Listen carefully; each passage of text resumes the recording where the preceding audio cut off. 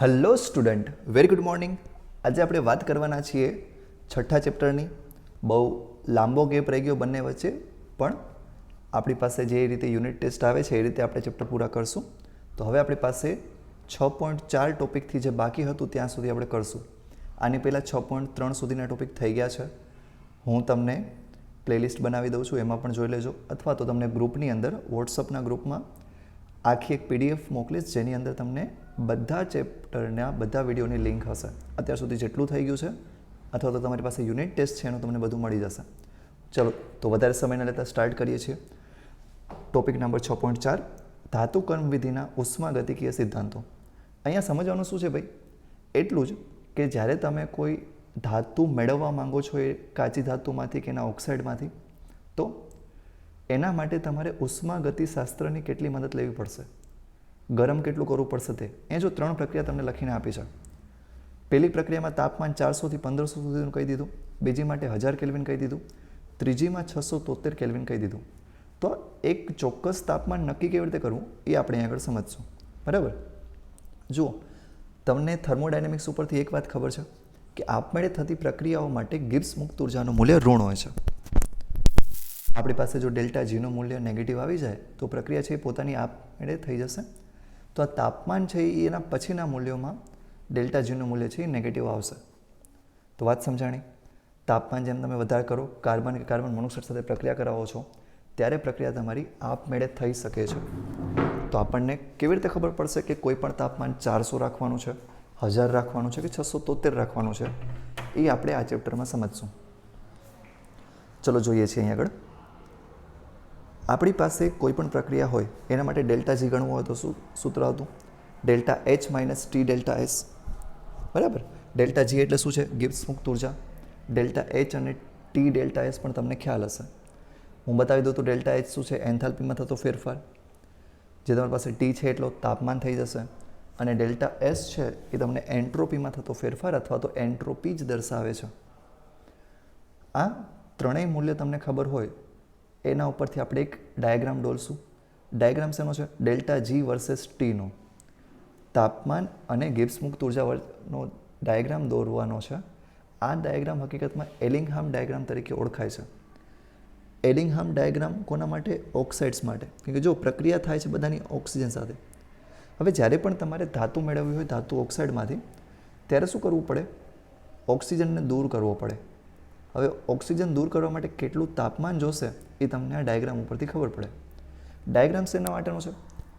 દરેક તત્વની ઓક્સિજન સાથે પ્રક્રિયા કરાવો છો ત્યારે નિપજ શું મળે છે એના માટેનો આ ડાયાગ્રામ છે. એ તમને માહિતી આપશે કે કયા તાપમાને પ્રક્રિયા શક્ય છે ને કયા તાપમાને પ્રક્રિયા શક્ય નથી. હવે જો આપણે આ ડાયાગ્રામ સમજવાની ટ્રાય કરશું. મોટા ભાગની જે ધાતુઓ છે એની લાઈનો બધી ઉપરની બાજુમાં જાય છે.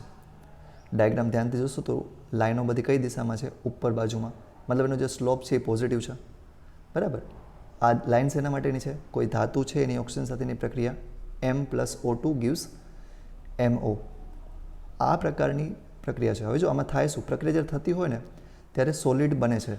પહેલાં વાયુ સ્વરૂપે હતા ઓક્સિજન, હવે સોલિડ સ્વરૂપે બની ગયો. મતલબ પ્રક્રિયા જ્યારે થશે ત્યારે એન્ટ્રોપી છે એ ઘટે છે.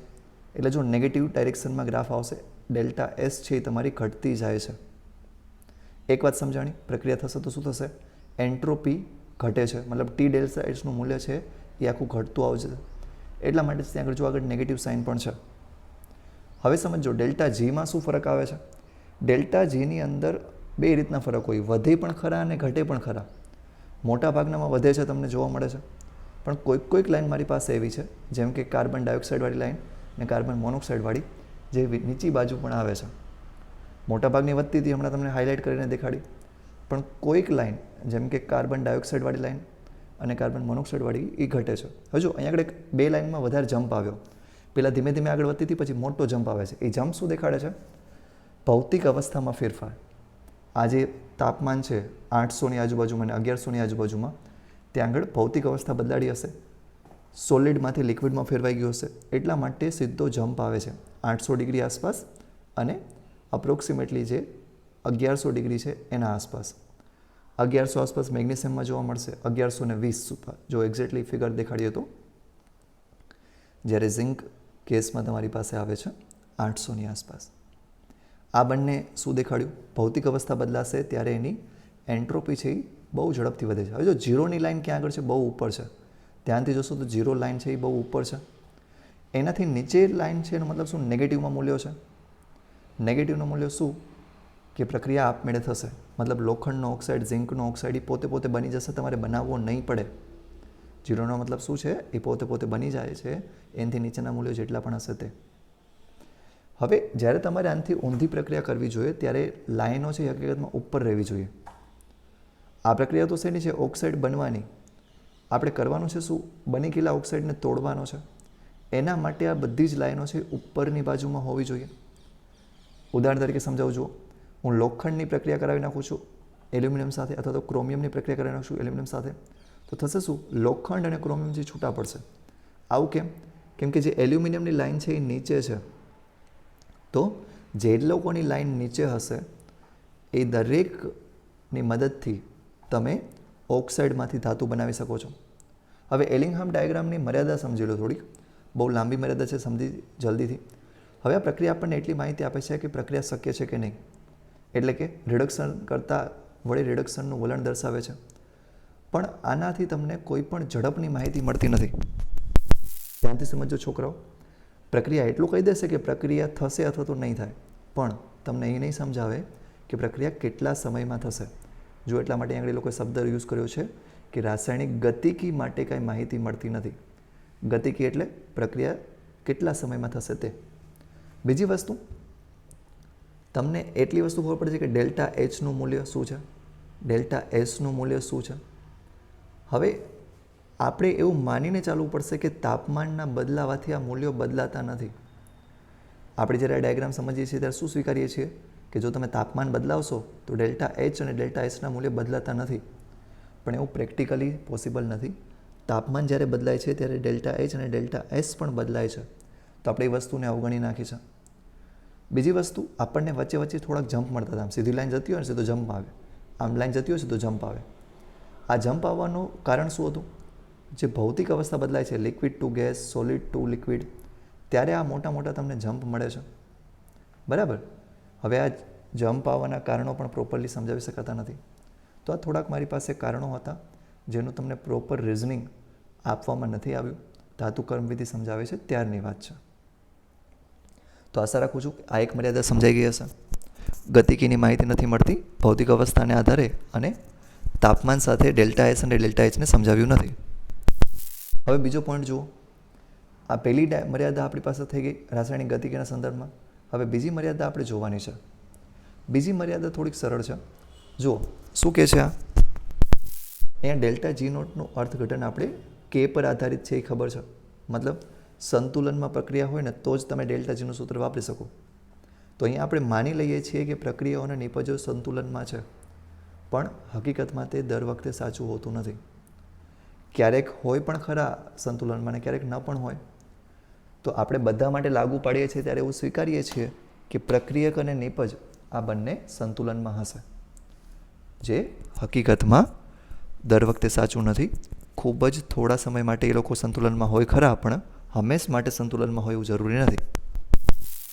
તો આ મારી પાસે એલિંગહામ ડાયાગ્રામ કે જે આલેખ હતો એની મેં મર્યાદા નક્કી કરી નાખી. હવે જુઓ, આપણે એક સૂત્ર જોઈ ગયા હતા ડેલ્ટા જી બરાબર delta H minus T delta S. હવે આગળ ધ્યાનથી સમજજો. આપણે શું વાત કરવાની છે? ડેલ્ટા એચ આપણી પાસે જે એન્થાલ્પી છે અને એન્ટ્રોપી છે એનો ફેરફાર છે, એની મદદથી ડેલ્ટા જી નક્કી થશે. અને જો ડેલ્ટા જીનું મૂલ્ય ઋણ હોય તો પ્રક્રિયા આપમેળે થઈ જાય. પહેલો પોઈન્ટ જુઓ ધ્યાનથી આગળ. જો ડેલ્ટા એસ ધન હોય તો તાપમાન વધારતા ટી ડેલ્ટા એસનું મૂલ્ય વધશે. જો ડેલ્ટા એસ મારી પાસે પહેલાંથી પ્લસ હતો, એનું મૂલ્ય કંઈક ધનમાં હતું, ને હું જો તાપમાન વધારતો જશો તો ગુણાકાર થશે. તમને એમ કહું કે 2 ગુણ્યા 5 થાય છે અને 3 ગુણ્યા 5 થાય છે. બંનેમાંથી મોટું મૂલ્ય કોનું? તમને ખબર છે 3 ગુણ્યા 5નું 15 મૂલ્ય મોટું આવશે. તો ડેલ્ટા એસ ધન હોવાથી જ્યારે ગુણાકાર કરશો એ હજી વધારે વધશે. બીજું મૂલ્ય સમજો. આવી પરિસ્થિતિમાં તમારી પાસે તાપમાન વધતા ડેલ્ટા જીનું મૂલ્ય ઋણ બનશે. તો જો ડેલ્ટા એસ ધન હશે, મતલબ ડેલ્ટા એસનું મૂલ્ય પોઝિટિવ છે, તો જેટલું તાપમાન વધારે હશે એટલી જ પ્રક્રિયા સહેલાઈથી થઈ જશે અને ડેલ્ટા જીનું મૂલ્ય ઋણ ને ઋણ બનતું જશે. બીજો પોઈન્ટ સમજો, જો બે પ્રક્રિયાઓ એટલે કે ઓક્સિડેશન અને રિડક્શન યુગ્મનથી થતી એકંદરે પ્રક્રિયા માટે ડેલ્ટા જૂનું મૂલ્ય ઋણ પરિણામે તો જ અંતિમ પ્રક્રિયા સરળતાથી થાય છે. આપણને બીજો મુદ્દો શું ખબર હોવી જોઈએ કે ટોટલ ડેલ્ટા જીનું મૂલ્ય છે ને એ તમારે ધ્યાનમાં રાખવાનું છે. ટોટલ ડેલ્ટા જીનું જો મૂલ્ય ઋણ આવશે તમારી પાસે તો જ પ્રક્રિયા શક્ય છે, અન્યથા નહીં. બરાબર. તો આ આપણી પાસે ડેલ્ટા જી અને એલિંગહામના મૂલ્ય સમજાવે છે. હવે જ્યારે તમારે ધાતુ બનાવવું હોય ત્યારે આ બે પ્રક્રિયાને ધ્યાનમાં રાખવી પડશે. એમાં જો બીજી પ્રક્રિયામાં MXOમાંથી બને છે શું? X mall metal plus half O2. આને હું પ્રક્રિયા નંબર 1 આપી દઉં, જે ઓક્સિજન છૂટો પડે છે એને. બરાબર. તો હવે મારે આ પ્રક્રિયા કરાવવાની છે. પ્રક્રિયા નંબર 1 મારે કરાવવી છે. જો હું કરાવી શકું તો મને ધાતુ છે એ મળી જશે. કોની મદદથી? ઉપરની જે પ્રક્રિયા ખાલી પડી છે MXO plus C gives XM plus carbon monoxide, એની મદદથી. તો હું બીજી પ્રક્રિયા કઈ લખીશ? ઓક્સાઇડ બનવાની. જો ધ્યાનથી સમજાવવા હું કરું છું શું, મારે હકીકતમાં કરવું હતું શું? રિડક્શન કરવું હતું. મતલબ કે મને પહેલી પ્રક્રિયા છે એ કરાવવી હતી. આ પહેલી પ્રક્રિયાને હું જો બે સ્ટેપમાં રાખું તો પહેલું સ્ટેપ મારી પાસે બની જશે આ MXOમાંથી MX બનવાવાળું, અને બીજું સ્ટેપ બને છે કાર્બનમાંથી કાર્બન મોનોક્સાઇડ બનવાનું. તમે ઉપરની જે મેઇન પ્રક્રિયા છે એમાં જોશો તો એમાં પણ આ બે જ વસ્તુ લખેલી છે. કદાચ ક્યારેક શું થાય કે કાર્બન ડાયોક્સાઇડ પણ બનતો હોય તો કાર્બન ડાયોક્સાઇડ બનવાવાળી પ્રક્રિયા પણ લખી નાખી. હવે જુઓ, અલ્ટિમેટલી તમારે કરવાનું જ શું? આ બધી પ્રક્રિયાઓ, ચારેય પ્રક્રિયાઓનો સરવાળો કરવાનો રહેશે. એ 4 પ્રક્રિયાની ગિબ્સ મુક્ત ઉર્જાનો સરવાળો કરવાનો રહેશે. અને જો એ તમારી પાસે મૂલ્ય છે એ ઋણ આવે, જો ગિબ્સ મુક્ત ઉર્જાનું મૂલ્ય છે એ તમને ઋણ મળે છે, તો તમારી પાસે જે કુલ પ્રક્રિયા છે એ કુલ પ્રક્રિયા માટે તમારી પાસે શક્યતા છે થવાની. ડેલ્ટા જીનું મૂલ્ય જો ઋણ આવી ગયું તો પ્રક્રિયા આપમેળે થશે. હવે જો આને પ્રેક્ટિકલી આપણે સમજાવીએ છીએ. મારે કરવું છે શું? Metal oxide plus carbon monoxide, metal plus carbon dioxide આ પ્રક્રિયા બનાવવી છે. અથવા તો મારે metal oxide plus carbon gives metal plus carbon dioxide આ પ્રક્રિયા બનાવવી છે. છઠ્ઠી અને સાતમી પ્રક્રિયા આપણો ટાર્ગેટ પ્રક્રિયા છે. પાંચમી ઘણીવાર બહુ લઈ લઈએ તો ઠીક છે, બાકી પાંચમી આપણે બહુ લેતા નથી. આપણે કઈ લઈએ છીએ? ખાસ કરી અને છઠ્ઠી સાતમી. બરાબર. છઠ્ઠી પ્રક્રિયા ખબર પડી ગઈ, કાર્બન ડાયોક્સાઇડ બનવાવાળી. સાતમી પ્રક્રિયા ખબર પડી ગઈ, કાર્બન ડાયોક્સાઇડ બનવાવાળી.